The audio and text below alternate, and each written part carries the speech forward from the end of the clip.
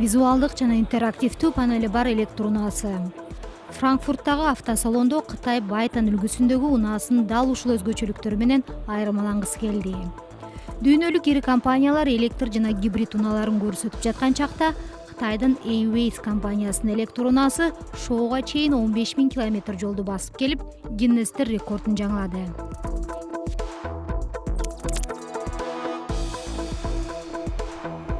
Бирок бул айдоочусуз электр унаасы 1 километрге жетпеген аралыкка чейин жүрүп бара алат.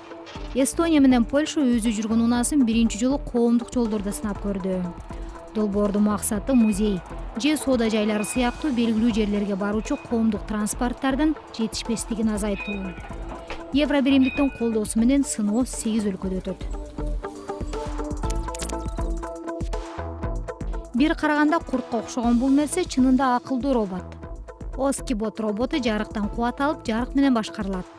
Аны жасаган Калифорния университетинин окумуштуулары робот өзүн өзү кубаттай алгандыктан анын жасалгылоо ыкмасын автономдуу кемелерге жана кичине хирургиялык каражаттарга колдонсо болоорун айтат.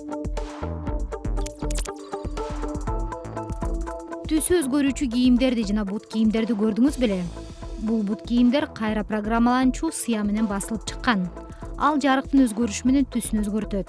Массачусетс технология университетинин окумуштуулары аны фотохамелеон деп аташты. Анткени ал түсүн өзгөртө алчу жаратылыштагы хамелеонго окшошот экен. Белгилүү болгондой, түстөр ультрасыя жарык менен көп жолу өзгөрүп, кайталанышы да мүмкүн.